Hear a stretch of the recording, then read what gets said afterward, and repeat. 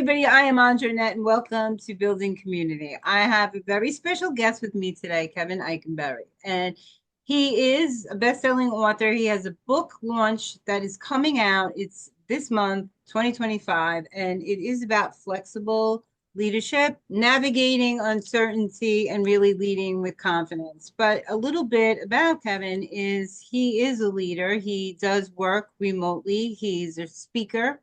He is a coach, a consultant, and a leader, but he's also a father and a husband. So, not necessarily in that order, but we are going to read a little bit from his book today. But I did want to talk a little bit about some of his topics before we got into that, because I think with all the climate and everything that's happening on the world, I think he can really give us a little advice about adaptability and other things, because what we put out there doesn't necessarily always get interpreted the way we say it. So please help me welcome Kevin Eikenberry. Hello, hello, hello. Hello, hello, hello. Thanks for having me. I'm glad to be here. It's a pleasure to meet you. So I do want to just ask you some questions about Sure. being able to navigate that uncertainty and really how to um lead with confidence with everything that's going on around us today, how to adapt in the changing climates. Can you give the audience some insight into that? Yeah, I sure can. I don't think there's any question that we have plenty of uncertainty in our world, whether that's right around us, whether that's in our communities, whether it's in our world. And as leaders, we have to help our teams manage and navigate that uncertainty because if we don't, it becomes even more harmful for them. So we have to figure out how to manage it ourselves a little bit, but then we have to help our teams navigate it. And I would suggest to you that in order for us to navigate uncertainty, we have to recognize that it exists. We can't ignore it, deny it, and that sort of thing. But then what we have to do is move into it and navigate it by being flexible, by being willing to shift and adapt rather than feeling like we as the leader have to be solid and stable and consistent and can't change. We must be willing, number one, to flex. And then in the book, we talk about ways that you can actually flex in a given situation. I like that you said that we have to be willing to adapt and that we don't know everything. So sometimes we are going to find ourselves in those situations, and it's okay to tell our team, I'm not really sure. Let's work through this together. And I think that being honest with them about that will almost make them feel more comfortable when as they're trying to navigate that challenge too. They won't feel so alone in that uncertainty. Would you agree? That's that's the paradox, right? And we became a leader because we had a lot of answers. We had some subject matter expertise, and so we sometimes feel like we're supposed to have the answers, or that's what's expected of us. And listen, all of us have had a boss that said they had said that this is the truth, and they didn't necessarily know it, and we can figure that out, right? So you're absolutely right. The paradox is we feel like we're supposed to have the answers, and yet if we don't, we shouldn't try to baffle people or hide that or blind them to it, but rather saying, you know what, I don't have all the answers. I don't know that. We can work on figuring that out together. While that doesn't always feel like that's what we're supposed to do, to your point, it's exactly uh, the best thing we can do. Okay. I like that because, I do work in health and we don't know everything. We The, don't. the world is too complex for us to know everything. And things And are always changing. 100%.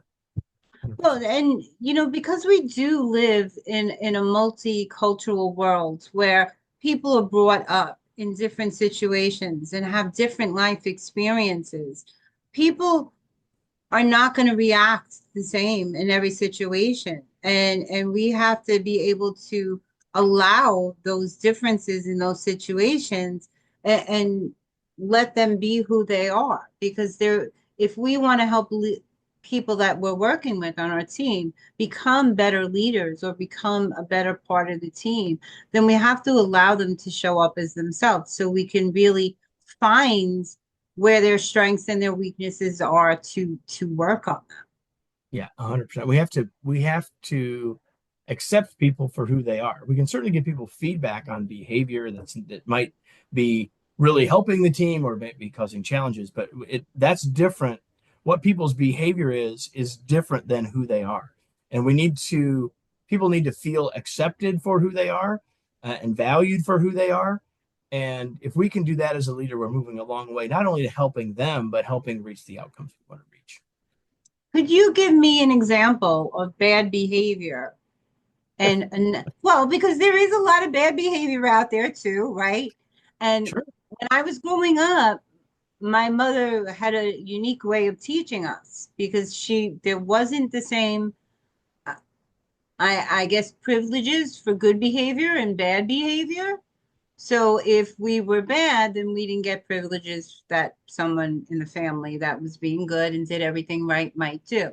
So there are different kinds of behaviors that we might not think are good, or that have an effect on the team, but might be very commonplace for others. So, what would be a good way to deter them from that behavior without telling them there's something wrong with them, if that The makes first, sense? yeah, the first, yeah. So the very first thing is we need to make crystal clear with people what's expected, right? And by crystal clear, I mean a lot of times leaders will say, well, everybody knows that, or everyone ought to know that. So I'm going to give you the simplest example I can think of. It's the first thing I thought of when you said you were going to ask me that, is being on time. So, what is the expectation at work about being on time? Well, here's the thing: not everyone's on time means the same thing. It seems like a Mm. simple thing. And yet, does on time mean I'm in the parking lot at 8 o'clock? Does on time mean I'm in the building at 8 o'clock? Does on time mean I have my coffee at 8 o'clock? Does on time mean I'm at my desk with my computer on and ready to work at 8 o'clock? Now, I'm not suggesting any one of those is the right or wrong answer. What I am suggesting is if your expectation as the leader is different from that one of the team member, it's going to be very difficult to give them feedback about, quote, being on time. However, if we're really clear about what that expectation is, then we can absolutely give people feedback. And we can give people feedback about the behavior and not meaning or in any way getting people to feel like they're a bad person or they're being judged for who they are. It can be very clear, like, here's what the videotape showed. At 8 o'clock, you were pouring your coffee. And that's fine, except the expectation is 8 o'clock at your desk, computer logged in. So what I want to talk about is that difference and how we can close that difference. So the behavior, focusing on the behavior is very different than saying about who people are or what they are, right? It's different than what they did. And if we can make that clear by being very specific that we're giving feedback on behavior, we got a much better chance of people getting less defensive about it, hearing it, so there's a chance that they can make a change to the behavior. And choosing your words appropriately 100%. because 100%. Yeah. because you were very clear about what the computer showed with time instead of you're always late.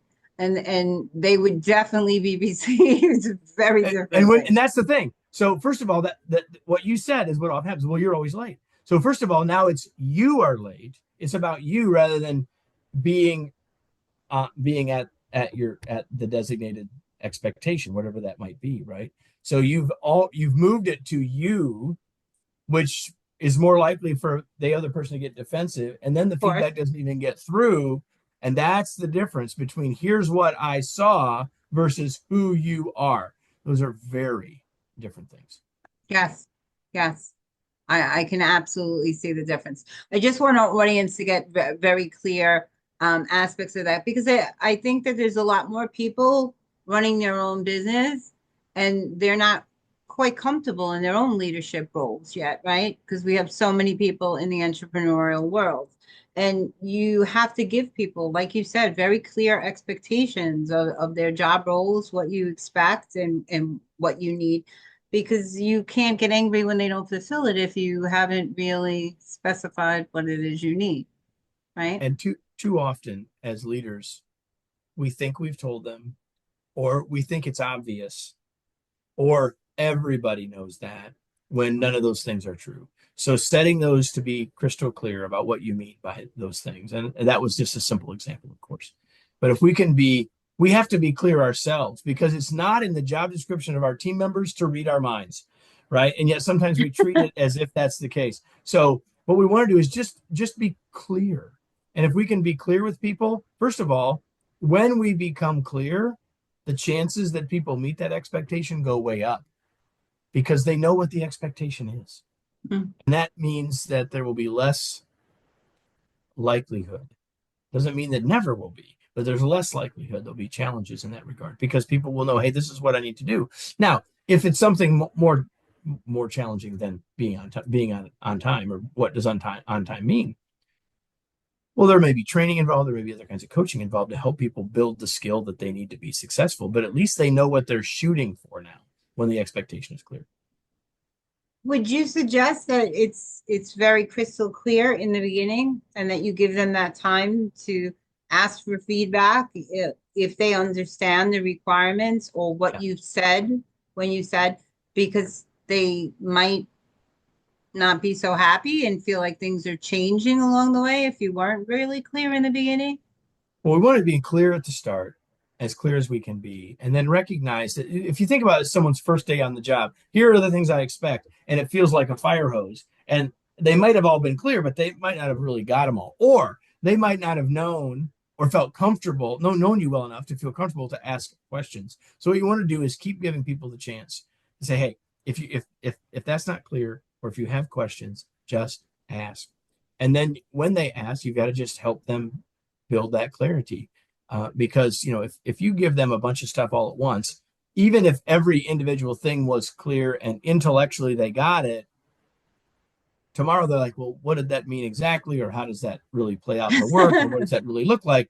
We want to create an ongoing conversation.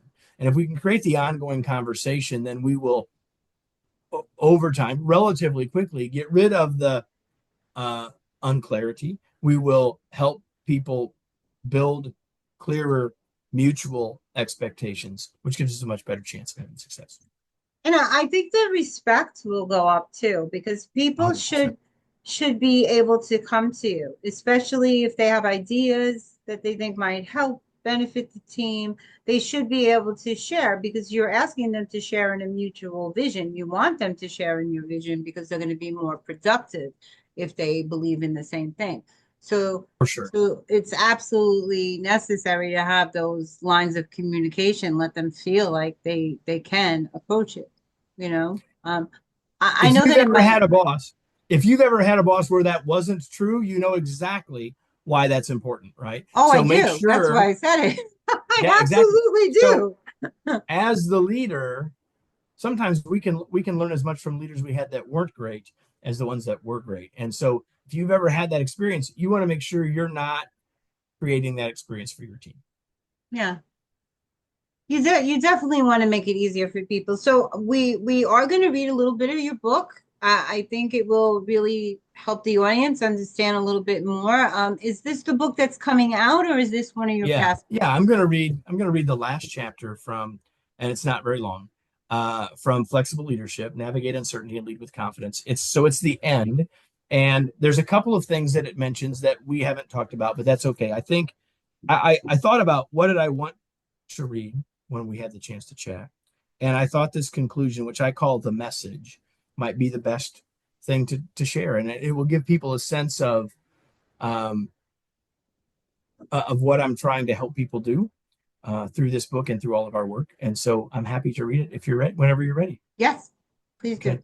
So it's called it says it's the conclusion. It's called the message. And so it starts with this. It says, consider this as my overall message to you, my fellow leader. I hope that you will read this and let the words sink in. I hope that it resonates with you, encourages you, and inspires you. I hope that you will return this message often rereading it, or re-listening to it in this case, to refill your emotional and spiritual cups. So here it is.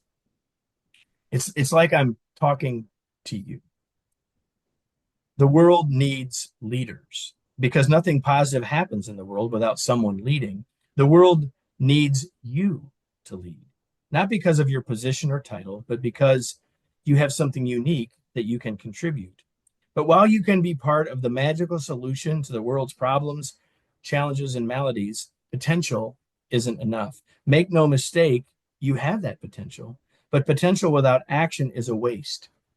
The saddest story that can be told. Consider the acorn. Is the acorn the seed for one tree or for untold future trees? Well, it can be all of that, but until that acorn is planted, it can be none of it. There is great potential in the acorn, but it is wasted if it lies on the concrete. You are like an acorn, full of potential to make a difference in many ways. Remember the three O's of leadership: outcomes, others, and ourselves. You can influence amazing and meaningful outcomes for your team, your organization, and across the world. You can touch, inspire, and change the lives of others for the better. As a leader, you can help people find meaning and show them their inner acorns too. And leadership is also about you. Who you are makes a difference in how you lead and the results you get. But staying the same without growing, developing, and changing is like placing yourself on the concrete next to the acorn. You can accomplish and impact all those things, but will you? Can is acorn on the concrete. Just because you can doesn't mean you will. Will requires choice. Will is planting yourself in fertile soil. As a human, you have the power of choice. No other living thing has this powerful ability. The ability to look at your situation and choose what to do. Here is one of the most profound pieces of advice you will ever hear. It comes from Og Mandino, a businessman and author of many books. Og wrote this profound truth. Use wisely your power of choice. It is your choice to use your potential to change the world, your organization, your team, and yourself. It is your choice to move beyond your natural and habitual responses and do something differently. It is your choice to consider the context of the situation to determine the best course of action. It is your choice to flex your responses and approaches to better match the needs of the outcome and of those doing the work. These choices aren't easy. They are often counter to what you have been told about leadership, what it is, and what you've told yourself about yourself. But these are choices you can make. And when you make them, they will make all the difference for you and your team. Making these choices can be hard, but they can also be sometimes unpopular. The statesman Henry Kissinger once said, a leader does not deserve the name unless he is willing to occasionally stand alone. As a leader, you do stand alone. You must point the way to places unseen. You must shoulder responsibilities others don't see. It isn't always easy, but you can do it. If you are thinking backward, questioning yourself, stop. I know you've made mistakes. Every person and every leader has. Leaders like you acknowledge and learn from those mistakes, knowing that they can make you stronger in the future. Why? Because leaders like you are learners. You will learn from your mistakes. You will reflect on your successes and missteps, big and small. You will seek out wise sources of knowledge. You will listen, think, and try new things. You were born to be a remarkable, flexible leader. It is up to you to choose to use your experiences, background, and purpose to tap that potential, to claim it, to believe it. Maybe what you most need to know is that someone believes in you. I believe in you. I know you have potential. I know that when you truly see the positive impact you can have, you will plant your acorn. I know you can lead in ways that make a big difference, whether within your team, across your organization, and yes, even for the whole world. When you choose. Being a flexible leader starts with the choices, and the choices are yours. And your choices can unlock a world of possibility, opportunity, and excitement. I hope you like what you see, because if you do, you will move from can and could to will and am, from possibility and potential to remarkable results. The world, your organization, and your team needs you to become the leader you were born to be. I love that. That's very profound. So Where can people, if people wanted to buy this book, is it in the stores yet? it's in this, you'll find it in stores. You'll certainly find it on Amazon. And you can certainly go to flexibleleadershipbook.com to learn more about it, even get a sample chapter, as well as find out where you can buy it there as well. Flexibleleadershipbook.com. It's a great place to go. I do have the link. I said, I do, I do have the link, and I will put it underneath the video so people will be able to get that book.